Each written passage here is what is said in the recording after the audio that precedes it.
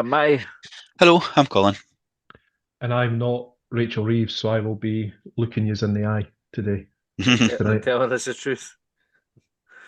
A wee political start there, John. That wasn't expected. It caught me by surprise a wee bit there, but Very, very Kimi Badenoch of him, eh? aye, I know. Which I is like to, you know me, I like to mix it up a wee bit, keep people guessing. aye, and that's fair enough. How are you both doing, John? You all right?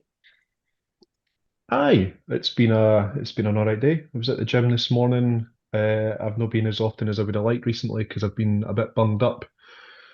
But aye, it's good. Aye, I was Had the I had a homemade rice pudding for my tea. Well, sorry, after my tea tonight as well. So that was kind of like the bookends of the day. I'm I That's the just was, main trying interesting to. part, by the way. The rice pudding's more interesting than the gym going. I'd be keen to hear more about the rice pudding. Maybe not right now, because I imagine I'm a bit of an outlier in this in that respect. But I would be keen to find out more about a homemade rice pudding. I'm a big fan of rice pudding. Colin, what about you? How are you doing? I'm all right. I'm not bad. I'm all right. Plodding on. One of the takeaways that I had for the game the day is when we came out for the seats and went down to the concourse. James McFadden was on the telly, and James McFadden has adopted a full-on Professor Football look. By the way, Mhm. Well, I thought he was maybe auditioning for Captain Birdseye when I saw him. Like I kind of think of him as old man McFadden now. Like he's, old man McFadden, aye. Aye. That it was looking a bit weird. I But, thought, but, Kim. but I'll give Scott a mention for the Hearts podcast that follows us. He messaged us on the DM saying that Maurice Ross is after my job and I need to get it trademarked because they've started calling Morris the The Professor. Professor. So there's the fucking company. Aye. Well, Aye. there is only one true Professor Football, if they've and he if they've not got resides a here. t-shirt, it means fuck Aye. all. Kieran said, "All right, guys, think tonight's conversation will be a lot of ifs. We're suffering from a real lack of quality when it matters." J Star said, "Positive, good to see Newell back on the pitch. Negative, why can't we play a full game well this season?" And Tam says, "Season started off as if it could be special. Now I can't wait until it's over. Everything is so stale." I says, all right, weird game to be talking about today. I actually made a post on Hibsnet just before we came on, saying I think at the same time you can be really annoyed at how we performed today, whilst thinking that had Cadden's goal gone in and we made it 2-2, thought we were quite good value for the draw. Like I don't care how those things can coexist, but that's kind of how I feel about it. John, what was your take on the game?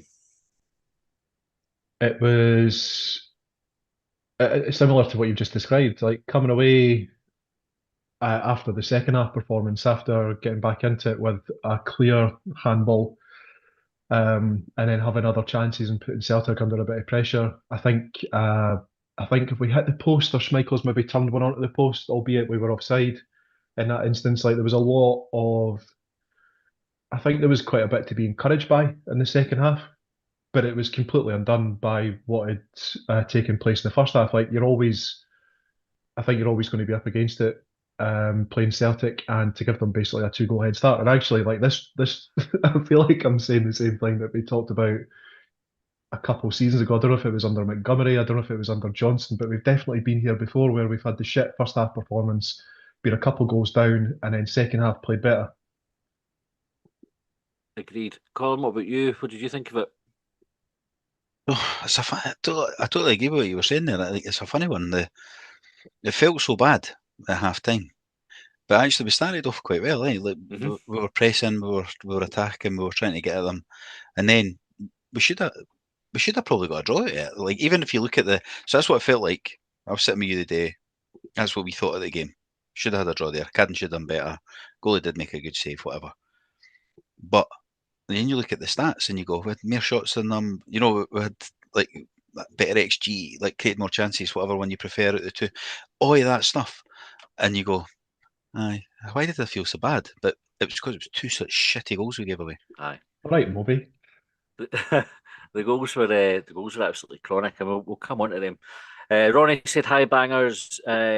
MKPGT1 said, "After the pen, we were the only team that looked like we were going to score. Apart from some great saves from Schmeichel, we could have won a game of two halves." Chris said, "Evening lads, really concerned about how little we create in games against the bigger teams." Dan HFC said, "Good evening, close, no cigars, no going to slag folk off. frustrating Yakuntos. We interesting. I say interesting. I'm using that heavily caveated there. It's probably not that interesting. The use of the word cuntos, right? When I worked at, I'll say the name. I worked at Sky. They did a competition. They were doing a new mascot thing for. It was like a TV remote control mascot, I think. And the advert had a dog in it, and there was a competition internal wanting to name the dog. And my suggestion for the dog's name was Cunto. But they never progressed that one, that Did no idea, one? unfortunately. Oh, Nah. so it's clearly got on. I know. J Star said, "Great this season, just can't beat the teams round about us."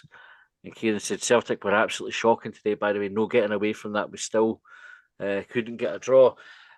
John, we did get off to a good start. David Gray talked about it afterwards in his press conference, and he got the reaction he was looking for after Tuesday night's game against Motherwell. He thought we were in Celtic's faces, we were aggressive, we created probably the best chance of the game in that spell as well. But it's another. Kieran mentioned it, like the what ifs. Martin Boyle with that chance at the early on, he's got to score, hasn't he? You'd think so for that distance. Although I would caveat it by saying that he wasn't completely unmarked or unchallenged, and he still had to keep it to beat. But the ball's in front of him. He just needs to find the corner. And I think I never actually made it to the game today. I think it was Chris Boyd in commentary, or sorry, the pundit team was saying that if like to go with it on his right there, he has to kind of like adjust his body shape. I don't know about that. He suggested that Boyle could have maybe gone with it on his left, but I think when we talked about this in the preview show, and I put a question mark next to Boyle's name, and I actually coincidentally saw an email. What am I talking about? A video earlier of Martin Boyle with some of the misses that he's had, like some of the efforts that he's fluffed. But there's also the other players. Like it kind of showed you like the worst of Martin Boyle, but the best of him. So there was like the overhead kick that he scored against. I forget. Like I know it was a bit of a generous overhead kick because the keeper's kind of fluffed his lines a wee bit. But there's been other goals like the one against I think Aberdeen last season where he's sort of like tucked into the far corner, etc. And I don't know, like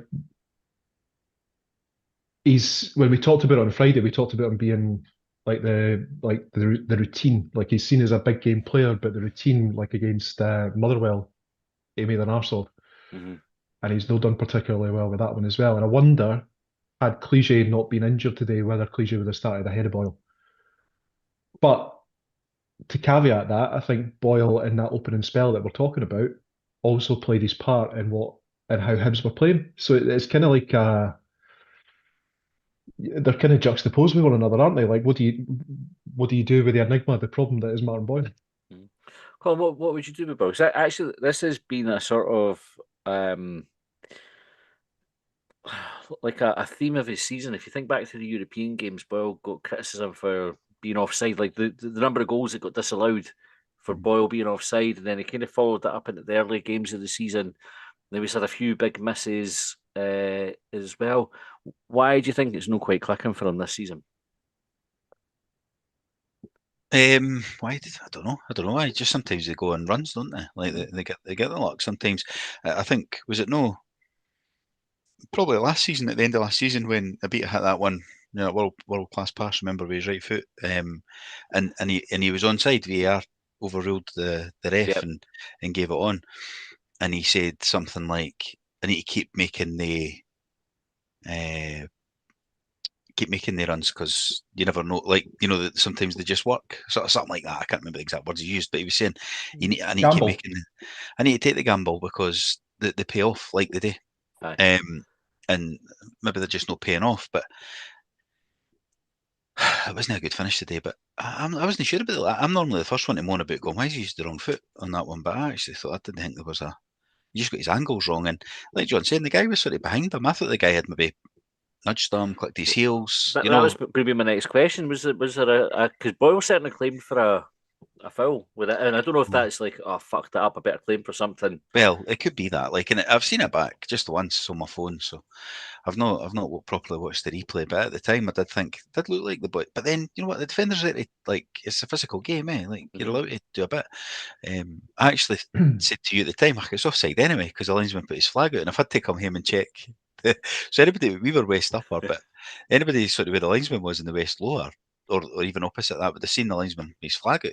And I went, that's fucking offside anyway, so it doesn't matter. And I actually said to you, he'll get away with that one. He's better at being offside when he misses a sitter like that. Aye. Now, just to interrupt your flow for 1 second, Green Tea's just posted Dunfermline away, which I think will be the Scottish Cup draw. Have we?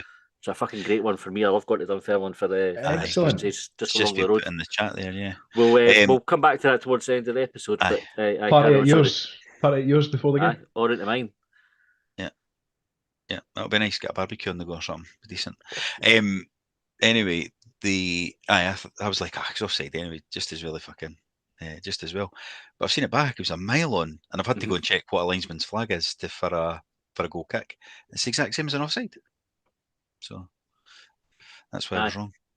You know how we've talked about Kieran Bowie this season? Like, I think it was last week when he scored against Dundee, we said that was going to do like his confidence overall the good, etc. Like, do we not apply the same criteria to Boyle? Like, do we think of Boyle differently? Do we not think of him as being a goal scorer? Do you know what I mean? Like, is he maybe lacking a bit of confidence? Is he maybe just a wee bit? Is he a little bit off the boil? If you'll allow me. I think he is considered a goal scorer. And I think this is the thing with Boyle. He's been sort of that talismanic figure for us for long enough that the expectations are high for him. Like, we know what he's capable of. So when he's not quite hitting it, I think it sticks out a bit more. I mean, you mentioned Bowie there. Comments on the YouTube. So Kieran said Boyle and Bowie really aren't doing anything for us. Chris says Boyle's miss is unforgivable. And Kieran followed up to say watching Bowie for the first 75, 80 minutes chasing his own first touch and giving the ball away was seriously worrying. And Tamsin Gray's too loyal to Boyle to his own detriment. But I think today, with Cleege being injured, we didn't have a lot of options. I think it's either Boyle and Bowie or Ewan and one of Boyle or Bowie. So I kind of get why he started today. But is this like an emerging problem for us, John? That's 2 games in a row, no goals from open play. 2 big misses in both of those games for Boyle. Like, are we misfiring? It has been a theme this season where we've created a lot of chances, but the goals scored don't necessarily match the number of chances being created.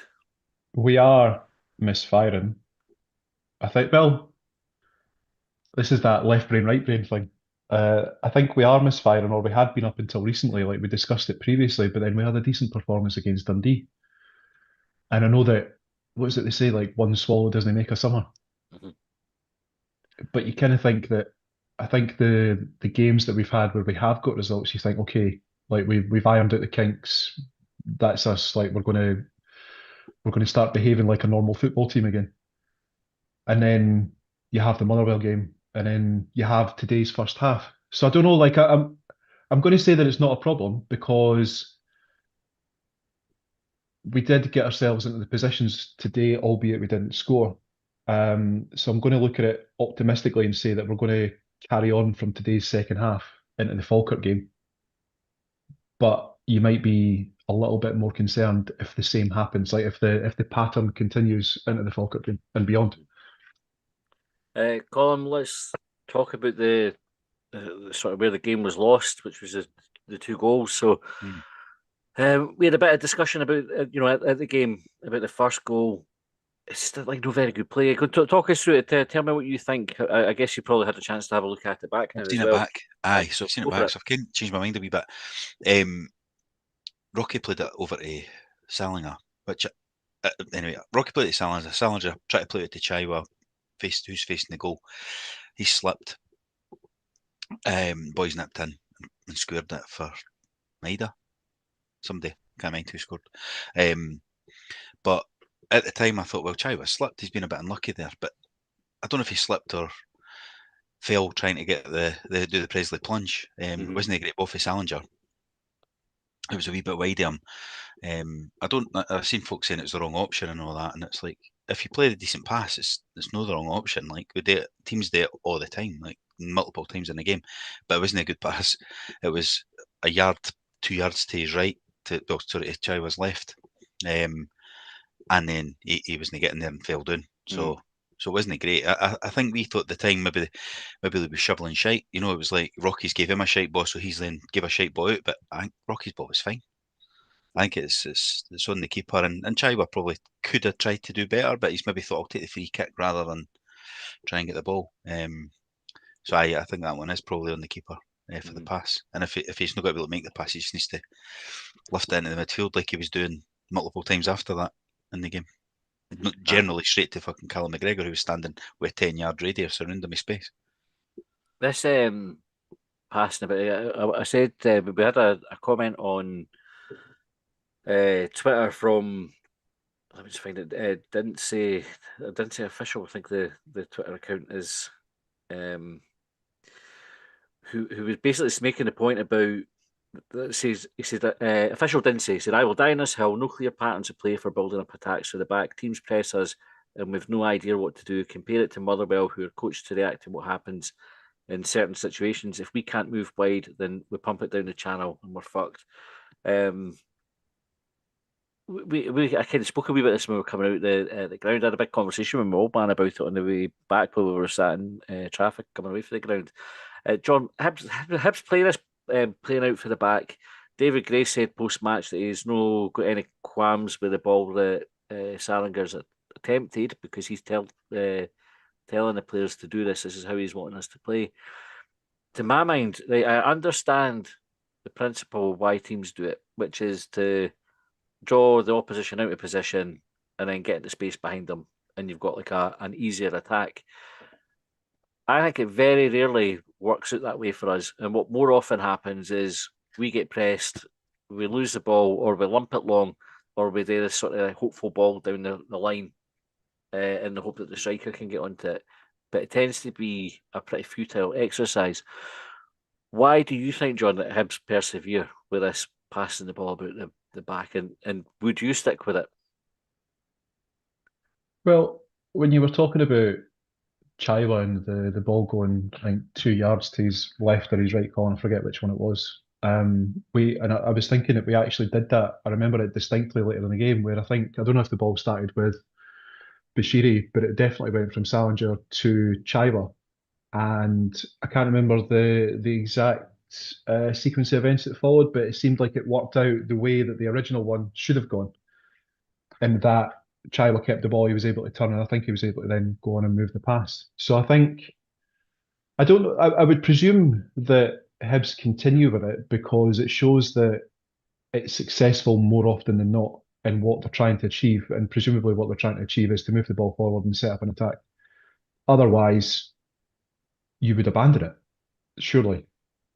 Like if it's not working, and I would imagine that there's going to be situations where maybe the option for the pass isn't on and you find yourself under pressure and there's no one available. So the option is to go long or put it down the channel to try and minimise the risk of the ball coming back in the opposite direction, leaving you exposed. And can you remember, at the top of your head, and not in a memory man athletic comments where you just say aye to this week, can you remember a goal that we have scored from a move that started from us with the ball at the back? Honestly, I think you're asking the wrong question. Asking the right Wrong question to the wrong person because I'm not a coach. Josh would be a good person to ask about that. Official Dinsey would be a good person to ask about that, or someone who maybe who with the same experience but maybe taking an opposing view to argue the toss about it. Like, because I'm not a tactician. I think what I've seen from Hibs when they have done it, when they have broken the press, when they've worked their way through the lines or whatever, it has been successful. But I couldn't say to you, right, on X, Y, and Z occasion, it's resulted in a goal. Well, you didn't need to be a tactician for that. It's just remembering a goal rule. Do you know what I mean? But I mean, when Hibs score a goal, like, at what point do you say, right, we started here and then it resulted in a goal? Like, quite often the play is fluid and it moves left and right, up and down, back and forth. Colin, same question to you. I don't remember one. Aye. I think that's my point. Is I didn't remember one either. And John, I agree with what you're saying. Right, the point that you're making is that we didn't often forensically sort of analyse the goals to see how they started. But I think the majority of our goals, and this is perception rather than evidence based at this stage. I maybe go and check it. Seems to be when we win the ball back in transition and we counter a team, rather than when we start off with the ball. I think we are really bad at starting the play at the back and forming an attack from it. But I'm happy to stand corrected. I've been interested to get folks' views on it. So Kieran said the reason our defenders have so many touches on the ball, in my opinion, is because the strikers aren't offering for the ball, and when they do, they can't retain it. And this is a thing as well, because the ball does come back at us a lot, or we give it away. And Tam says we persist with it because we're so basic and limited tactically. So the first goal was a shocker, right? Really, and it was a key point in the game as well, because I thought we started well enough to consider us being on top. We give away a stupid goal, and then we compound that, John, with the second goal. What was your take on the second goal? It was just shite. It was what was the game? What was the game where we found ourselves like 2-0 down within the first like 4 or 5 minutes? Was it last season, like beginning of last season? Motherwell on Tuesday night.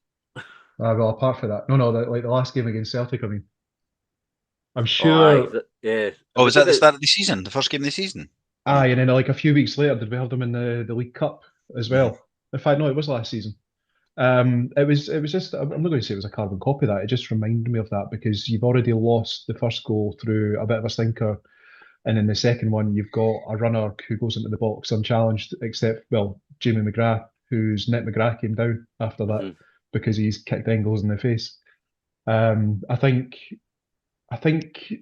the television were saying that someone I read or heard was saying that Salinger was maybe at fault for both goals. I don't think he was at fault for the second one because he's kind of completely exposed.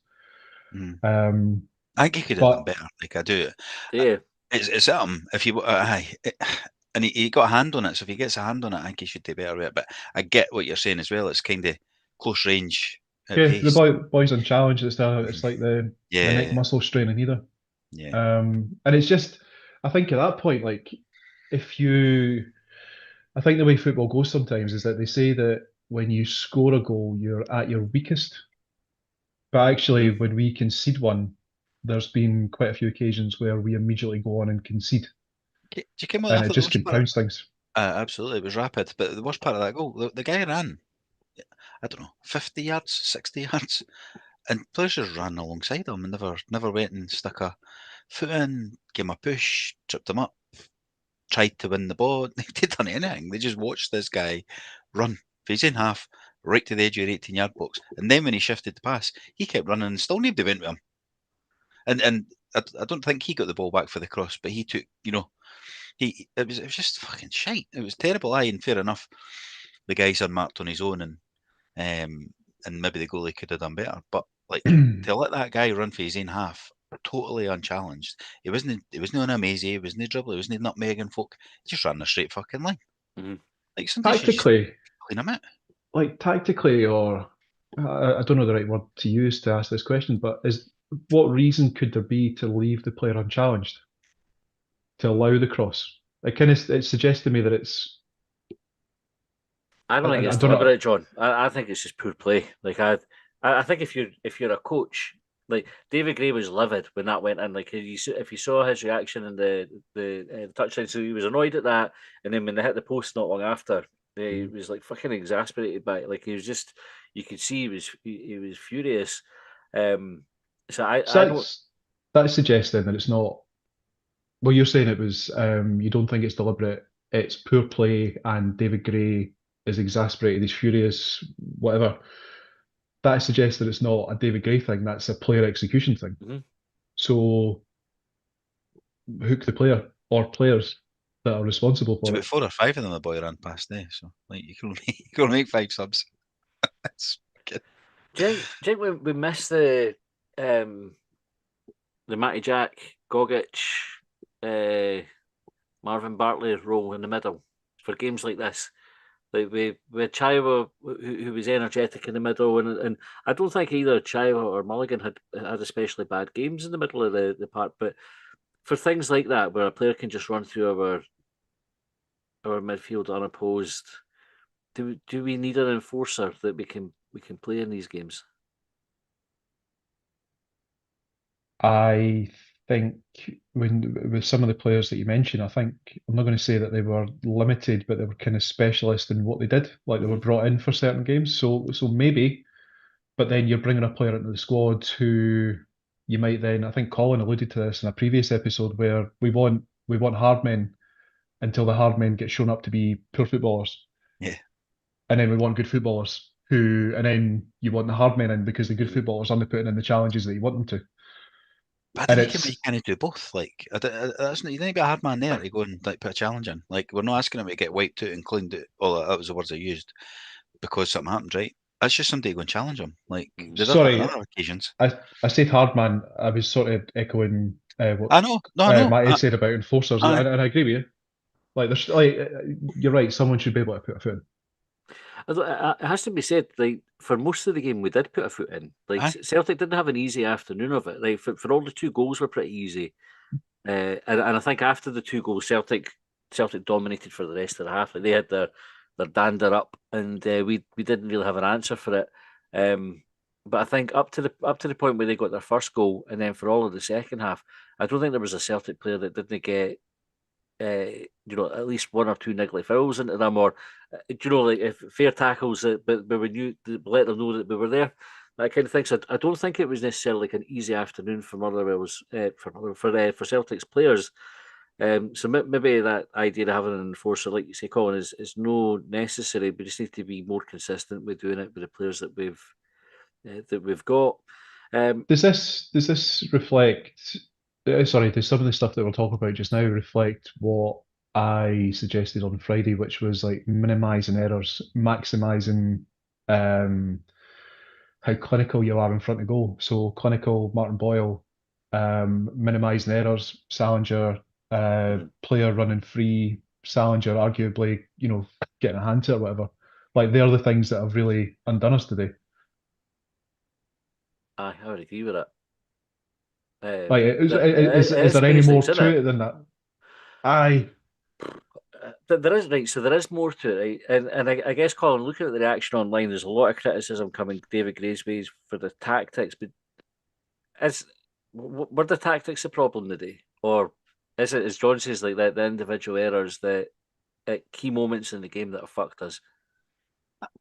Well, can the tactics cause the individual errors, do you think? Like, can it put them in positions that they're that's exposing them or something? I don't know. Maybe it's both. Maybe it can be both. And I know that doesn't fit because like how we argue stuff is like I said to you, you're either world class or you're shite. There's there's nothing in between anymore. You just can't. There's no. If you're no extreme, then you're nothing. Maybe it's both. Like I don't know. Like it just. If Boyle had taken that chance, or if Cadden had scored that goal at the end, would we be breaking it down like that? I think we'd still be breaking down the 2 goals that we conceded. Aye. I think so, Yeah. because they were so bad. I think we'd be lamenting the fact that if everything else had remained equal, we'd have won the game 2-0 if we hadn't made those errors. John, what about the second half performance for Hibs? What did you think of that? Just better. Like better from the point of view that we never made the mistakes that we did in the first half. I thought some of the performances were better, despite the wee bit of shuffle that we had to make because Nicky Cadden had been injured. I don't know. Any of you guys know if that's a serious one? If Hibs have released anything? It looked like a hamstring though when he was going off holding his hammy. So I didn't imagine it's going to be a good one for us. That's about a shiter. So no, we were better and we created more chances. I don't think that we found ourselves exposed at the back as often.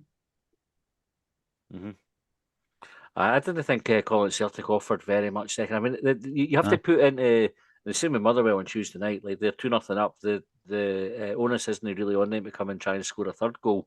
And I thought they played like that. Like they weren't really that fussy about trying to score a third. Celtic, we gifted them their goals. Like, I mean, I wonder if they're sitting on Celtic's state of mind questioning Martin O'Neill's tactics, did they? Because what did they do? Like, they done fuck all. They created none. Like, we gave them 2 goals that I can't think they hit the post. I can't remember if they created that themselves. Probably. Aye. Other than that, did they create anything? No, The imagine chances created shows that they didn't. So I can't it's mind like Gallagher making any real saves. To be no. fair, So I think he's come out and collected one cross ball. That's the only one that I can remember off the top of my head. but can we talk about the officials for a minute?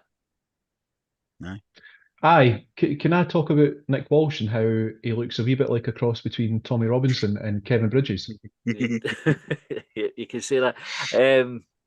The reason I mentioned that is Green Tea had mentioned the East Stand side linesman being awful.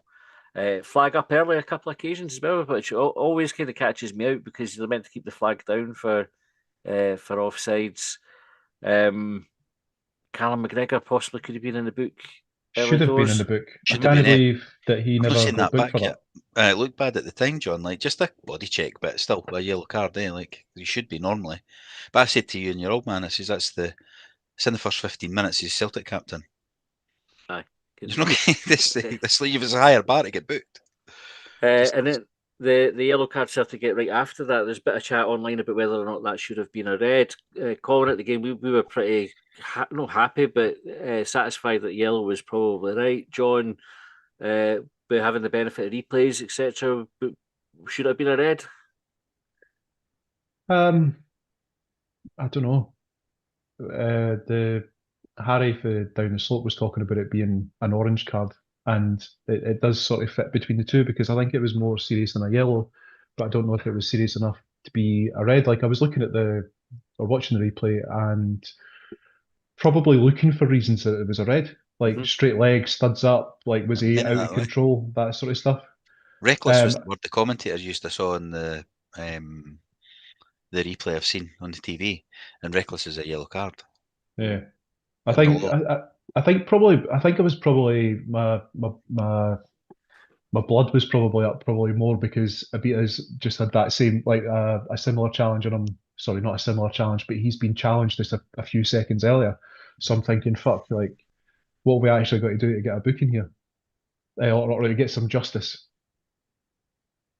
I think a yellow was probably about right. The Celtic fans were wanting a red card for McGrath for the making contact with the boy's head for their goal. I've seen a still of that, and McGrath's legs at fucking waist height. Like he can't. I think when you see it like that, you think it's actually unlucky to be getting booked for high feet. Never mind a potential red card. Is it because, so thinking out loud here, is Engels on his way down after the header, and that's how he's made contact with McGrath's foot? Engels' head is down. I don't know what the rule is on that, right? Because I remember having an argument on Hibs.net a couple of years ago, Kilmarnock game, when the Kilmarnock boy got sent off for contact with the head was a hot topic for a while. Eh? That was harsh, and it was like, no, every touch on the head is a red card, and then you see numerous other ones that didn't happen, and then they get red cards. But the Celtic fans are just making a noise about it because it's just tit for tat with these fucking Rangers cunts, isn't it? Aye. Because their boy kicked the Rangers goalie in the head, and they were saying it wasn't a card, but I think maybe the SFA came out and apologised and says it was, so they're going, well, that's a red card now then, just to keep the pressure on the refs so they keep getting the decisions they get. Dan said your blood was up, no bother, Burniston. And then the penalty was the other big decision. Well, not quite the only other one that I wanted to talk about. The referee doesn't give it on the park. The East Stand linesman, who had the best view of it, didn't give it. VAR intervened. I have to say I never noticed it at the time, but we saw the players' reaction, and there's a big claim for the Hibs players for for the penalty. The referee goes to have a look at it, and it is a pretty clear penalty call. Any arguments with the decision? I've seen it back. The angles I saw, I'm a bit surprised we got it actually because it was quite high up. So like mine sometimes they say t-shirt line and all that. Aye. I don't know what the rule is. Like I don't know because it hit him, but he's apparently said in his post match that once it hit my arm, I kind of expected it to be given. I think I've read the quote. I've not seen it. I'm not seeing him say the words, but when I seen it, I thought that's quite high in his arm, like not quite his shoulder, but maybe high enough, low enough to. So I don't know. Maybe there was another angle that they got shown that Sky didn't show. When they were replaying it. John, what were your views? Maybe Tommy Bridges will come out and tell us how it was that he arrived at his decision. But I actually have the laws of the game here. I'm going to read them. Doesn't matter. The 2 points out. The laws didn't matter because they apply what they want to apply. Well, I think they might in this case. I think they might. So I'm going to read the 2 parts out. So it is an offence if a player deliberately touches the ball with their hand, arm, for example, moving the hand, arm towards the ball. Touches the ball with their hand, arm when it has made their body unnaturally bigger. A player is considered to have made their body unnaturally bigger when the position of their hand, arm is not a consequence of or justifiable by the player's body movement by that specific situation. By having their hand, arm in such a position, the player takes the risk of their hand, arm being hit by the ball and being penalised. So on the TV, Chris Sutton is saying, that's harsh. He's made a legitimate attempt to play the ball there. And I'm thinking, what the fuck has that got to do with it? Like, he's come out with his arms like that, and it's hit him in the arm. Like, and I get the point about like the t-shirt line. He was trying to header it though. I think that's maybe what Sutton was meaning. He was going for the header and he missed it, and it's hit his arm up here though. Like tough shit. like so my view of it, and I presume that Nick Walsh has taken a similar view, is that where like one of the angles that we've seen is it hits the SPFL or the Scottish Premiership logo on his shirt, which is below. I think it's not. I think the t-shirt line is used, but it's like the bottom of the armpit. So you're like, well, it's hit him in the fucking arm, like it's a penalty. And I couldn't argue against it either, because my the way that I've described my preference for or how a handball is judged is if it hits you on the arm or hand, like regardless of whether it comes off another body part or if it's struck at close range, it's a penalty. That was a clear penalty. I think we're almost there now. I think if a ball hits somebody's hand or arm, good, it's being given now. I think that as much as we said it on the phone another night, we've had the t-shirt line, we've had the unnatural body, the silhouette, natural silhouettes, and hit off his leg first on the way up, and there's loads of other different reasons they've used for not giving us penalties at Ibrox in the past. All the ones, they're out the window now, and it's if it hits your hand, it's a penalty. They should just say it. That's what we're giving. If the ball hits your hand, it's a fucking penalty, because that's what they're giving. I'm delighted we got it. Put us back in the game. Boyle took it really well, because Schmeichel was obviously, I says to you, he's just got to smash this down the middle. Schmeichel probably dangle a leg, and Schmeichel thought, I'll just fucking stand still, because you always bang them down the middle, and he just rolled it to the side. It's funny that, because I tweeted something about it at the time, that I thought Schmeichel had pointed to his bottom left and Boyle's bottom right, and it's almost like Boyle went, "Aye, okay, I'll fucking put it bottom right." And actually, this is the strange thing when we're talking about like the routine, etc., or what I was talking about earlier as being the routine. If Boyle lacking in confidence has had the confidence to go up and tuck that bottom right after Schmeichel's invited him to put it there, fair play to him, and hopefully that gives him the bit of confidence going into the games to come. It was a brilliant penalty. I had all the feelings of one of these ones that you're going, like the Rangers one, he's going to fucking miss it, but he tucked it away nicely. There a lot of shenanigans for the Celtic players at the award of the penalty. The two of them went over to try and muck up the penalty spot. You had Schmeichel having a go at Boyle as well. The referee, I think, needs to get a grip of these situations. Like he was like pretty weak. It's only meant, like Connie made the point, it's only meant to be the Celtic captain that goes and speaks to him. So he's booked. I reckon who it was Scales, wasn't it? Scales had the handball, so he's booked Scales for that. And by the way, sure who was in charge at that point. Aye, that's what.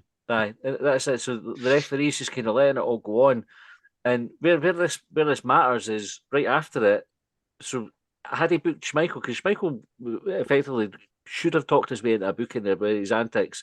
It was enough for the referee to have pulled out a card. Right after that, after the ball goes in, Abita goes and has a bit of handbag swim, and they both pick up a yellow card. So it's like you can't just pick and choose when you're booking players. It would have been a... Well, they do, because look at the stats again. Like we've mentioned it before on here, and it's like they double the amount of fouls we had. Oh, is it foul to booking ratio? Yeah, aye, double the amount. And the last point I want to make was 5 minutes injury time.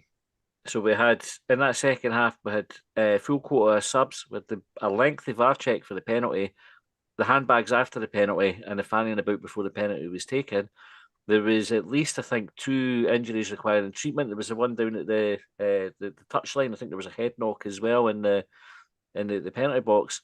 So a minimum of 5 minutes, and he stopped at 4:55, which is when he blew the whistle. When the ball was in the air, aye. Yeah. Aye, and during injury time, he's actually stopped the game to go and have a word with players, take them aside, give them a wee bit of row and everything. The referee's actually time wasted as much as fucking Celtic were them. How much time do you think he should have added for Jack Iredale having to swap Megwa's shirt?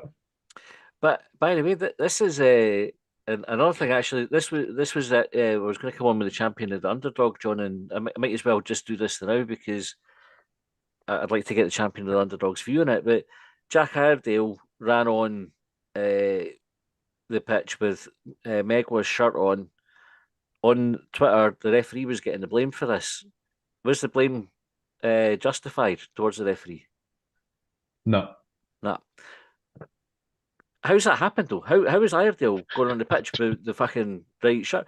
I just think things like that should not be happening at this level. It's like I don't know if it's because how? it happened quickly.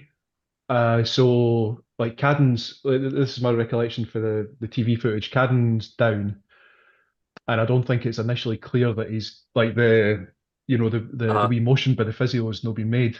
And I think Iredale is warming up behind the goals at the famous 5. David Gray's had to give the whistle, so Iredale's not been aware, and then I think it's been rushed. Is basically what I'm trying to say. And I think basically the wrong shirt has been handed to him.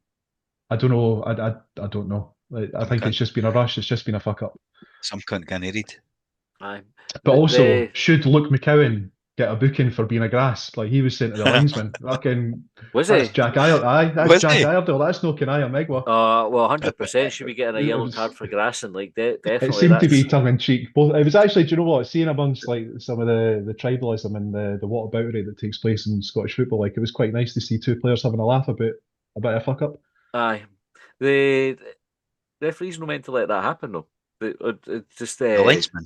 It should be the linesman. Oh, because they're supposed to check the shirt and check the studs. Like everybody's just giving it the cursory check. I've said that before. That's stud check. They didn't even look. The player flicks their heels up. Nobody's even looking. Like it's just the fucking nonsense. They're not bothering. Like it's just a routine they go through.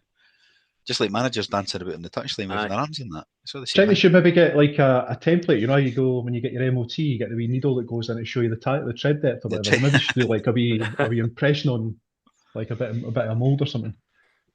Kieran says if Falkirk beat us next week, things will start to get toxic in the stadium, I think. And Green Tea said time added on in the second half was also a joke. The toxicity in the stadium, so 2 defeats in a week.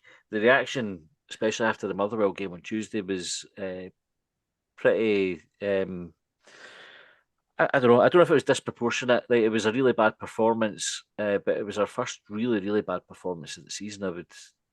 I would probably say. But that's 2 defeats in a week. Are we heading towards folk making a lot more noise if things didn't go our way on Saturday, Colin? Yeah, that'll happen, definitely.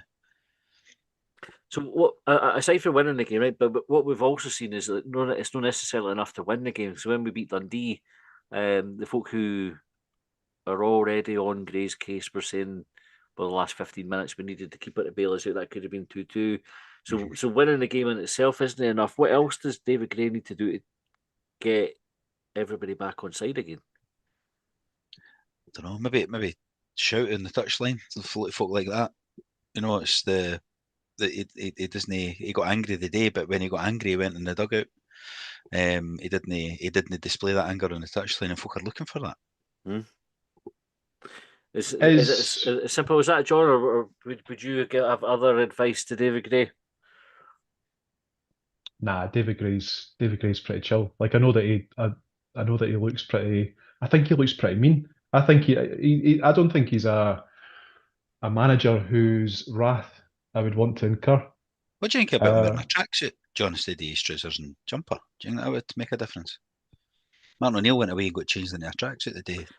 That's weird behaviour, eh? Aye, turned up with his shirt and tie or whatever on, and then went and got changed into a tracksuit so he could stand and shout at players that he doesn't coach all week. Did they have football boots on? Aye, wait, no, they're like the sort of indoor like Adidas. Aye, not quite Moldies, but like a grip sort of, not like a pair of gazelles, kind of like a pair Aye. that I've got. I reckon they make, but it was definitely Adidas ones, obviously, because he's having to wear that sort of Adidas original sort of tracksuit and that 75-year-old man, like, imagine old man wearing a tracksuit like that, It's like Vicky because that's Pollard, isn't it? effectively what it is. Aye. But Do you he think doesn't coach his players a week. Maloney's coaching them, but he comes in a Saturday and goes, right, I'll tell them where to go. Fucking man, Maloney should be there. You fucking sit down. You're just in the man management bit. And when I shout at one of them, you give them the pat on the back, tell them they're the best, because that's what you're here for. the question I was Sean, going to ask in regards to David Gray was, is the idea that Hibs managers ever get credit in the bank a myth? Nah, I don't think so. I think we saw last season that Gray had credit in the bank and he got the time as a result of that. I think another manager might have got emptied before David Gray did last season. Is any credit in the bank wiped out at the start of a new season? For some folk, it is. Aye, it is, because I've seen threads on Hibs done it saying, when do we stop looking at last season when we're talking about this season and stuff like that. Mm-hmm. But like I saw that, like I saw some comments about like the only teams that we've beaten this season are like in 8th place or below, and like we've not had a result against Celtic or Rangers yet. And I'm thinking, well, but like last season, like he has demonstrated that he was able to get results against the bigger teams in the league. So I don't know, like I think the way I like the way that Dave Gray's talked about adversity before. Like he doesn't get too high, he doesn't get too low. He just kind of focuses on the next challenge. Mm-hmm. I'm paraphrasing that last bit, but it sounds about right. So Christopher Smith said Gray's not good enough as a manager if we're not Gray out if we're not top six. Tam says Gray needs to show he can change formation and approaches. Limited to no tactics and good man management has taken us as far as it will. I think it's interesting with Gray. Like I think it doesn't help that you've got two other teams who are having a good season. Like Hearts season has definitely impacted how folk have viewed ours, and Motherwell emerging now is definitely throwing a bit of shade on what Gray's done as well because of how they're playing and the results that they're getting.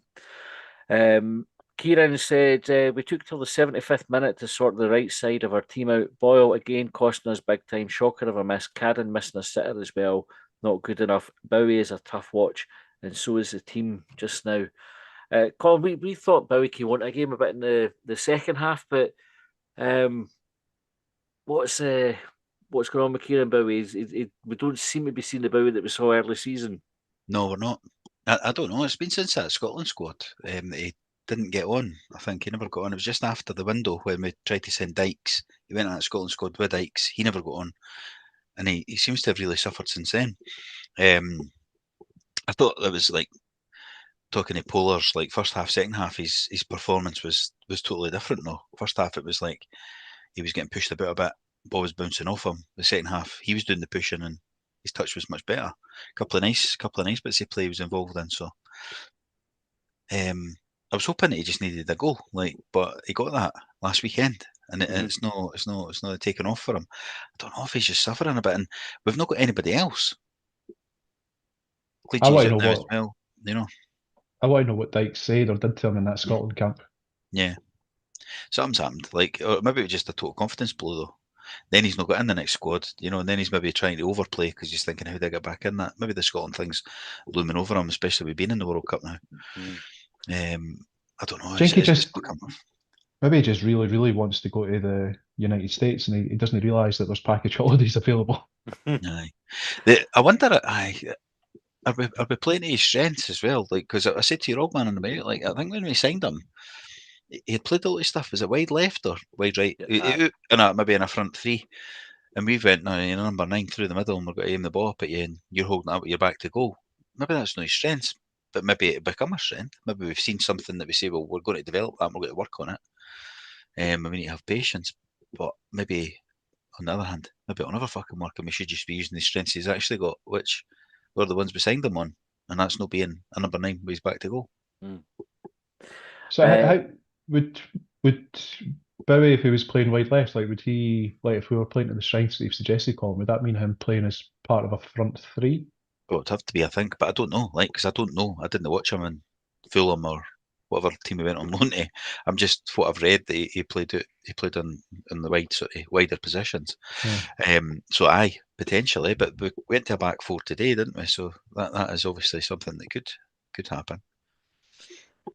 John White said we should really have given Celtic more tickets, so they could have made the day more about them. It would also have given us another 100,000 You can buy an awful lot with 100,000.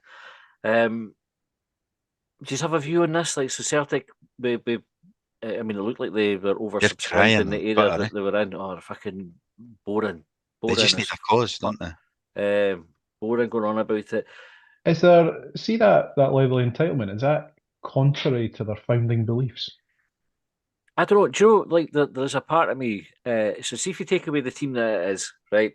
And you can, and it gets lost, right? Celtic and Rangers both had their allocations cut because of how their fans were behaving, right? So, some of it's like for going 2 or 3 through the turnstile at a time, fireworks, like all that kind of thing. So, there was a reason why their tickets were cut. It's not like they just did it as some arbitrary decision. And Celtic fans bleating should remember that. They need to do a wee bit of sort of self-reflection and understand why they're in the situation that they're in. But I have to say, we also had loads of Hibs fans saying, "Get them, cut their allocation, and we'll buy." You made this point earlier. I'll buy 2 tickets. I'll buy the kind of tickets in the stand. We'll cover the cost. I'll pay a bit more and all the rest of it. But what we saw today was thousands of empty seats sitting in the stand. And if you take away the fact that it's Celtic, like, so if it was us going to an away team and they restricted, like, if Motherwell, for example, had given us 300 tickets and we were wanting 3,000 and the stand sat empty, you think, why would you stop football fans going to see a game when everybody benefits from it? You've got like folk wanting to see the game, willing to pay for it, and the capacity to do it.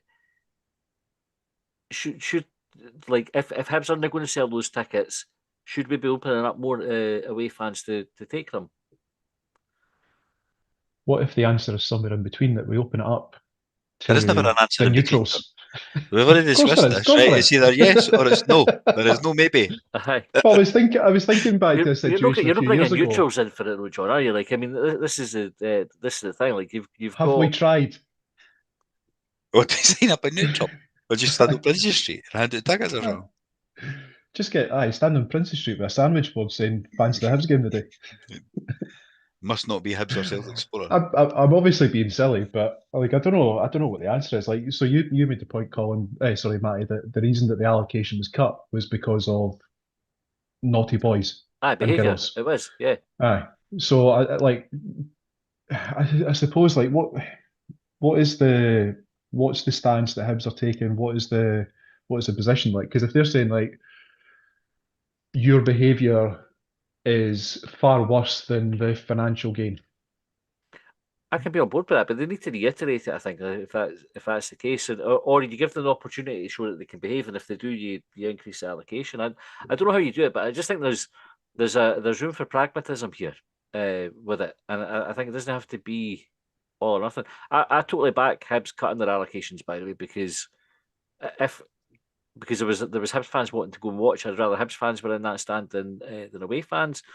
But it looks shite. Like, we could have had a really good atmosphere today. Like, the game was pretty flat all the way through the game for both sets of fans. And like, it used to be one of the biggest games. Kind of like Hibs Celtic, you were going, it'd be like a good atmosphere and everything. Totally missing the day. What about an amnesty? Like, maybe where we have a representative for the Green Brigade and a representative for the Block 7, and they shake hands in the centre circle, and that's it. We can let their fans back in again. Maybe. And Celtic need to be given away fans more tickets. There's if they want to moan about it, like, and not have that fucking shitey restricted view. Well, maybe as well as having handshakes. Maybe as well as having handshakes. Take that pillar down. Break down these walls. Green Tea said if folk bought 2 tickets, the second ticket would leave an empty seat. It would, but it would get the money for it. Green Tea. That's the point. And that was what folks said. Aye, that's what. Right.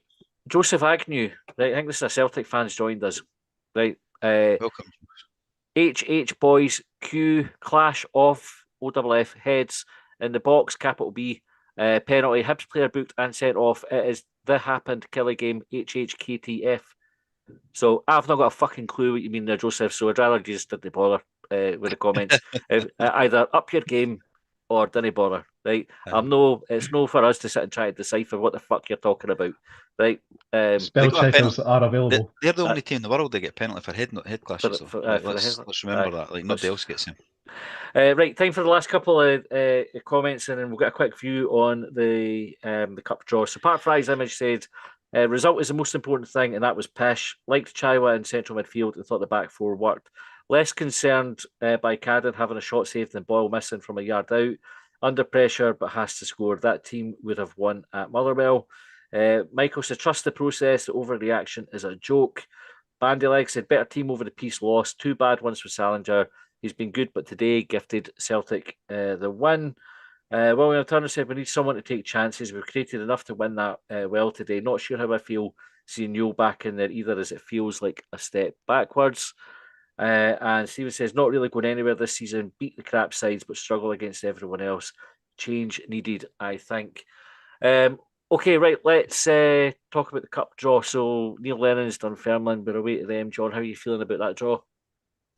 I forgot it was Neil Lennon that was in charge of them.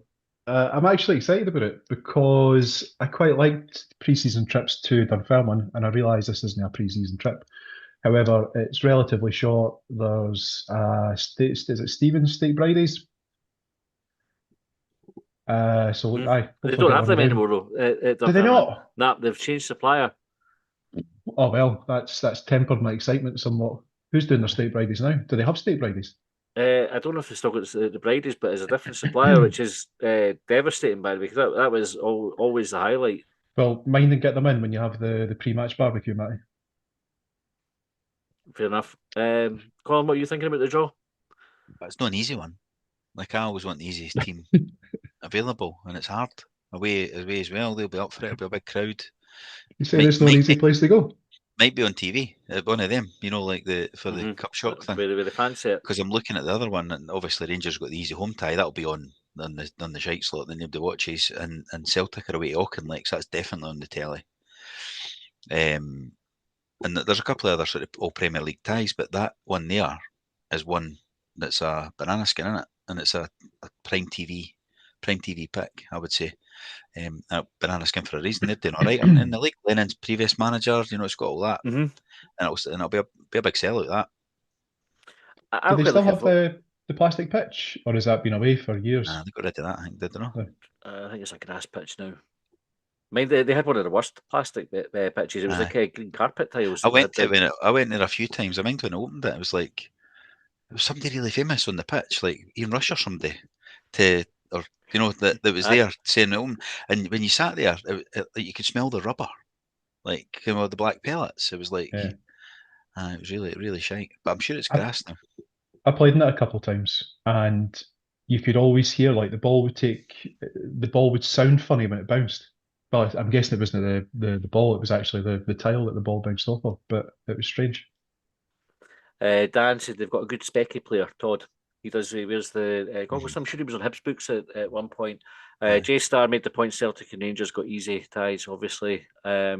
Joseph's replied, he said, HH boys, all East Coater cheeky as. Fuck me. I don't know. If anybody can help, just give us a shout. Right. Dan says nobody believes you've played football, John. I'm saying nothing. Right, we will wrap up. Right, thanks very much for your comments and your Twitter points as well. We're back tomorrow for subscribers with extra time. I think we're going to look at. There was a brilliant thread on Hibs Bounce, which was what 3 things would you change about the team now. So I think we're going to pick that as a topic. Just try and limit it. Steal it. Try and limit it to 3 each. So we'll have 9 things, but we might have some crossover. So if you're not already a subscriber, you can click the join button on YouTube if you're watching, and you can sign up there. Or easier still is go to Patreon and signing up there. You'll get all our subscriber content. You'll get everything ad-free as well, and access to our chat rooms in there as well, where there's loads of Hibs chat. So go and do that, and also check out our Redbubble store as well. Some big discounts on that still as well, just in time for Christmas. So get yourself a t-shirt or a phone case or a mouse mat or something like that. or not for you, maybe get it for a loved one. I'm sure they will appreciate it. Right, that's us.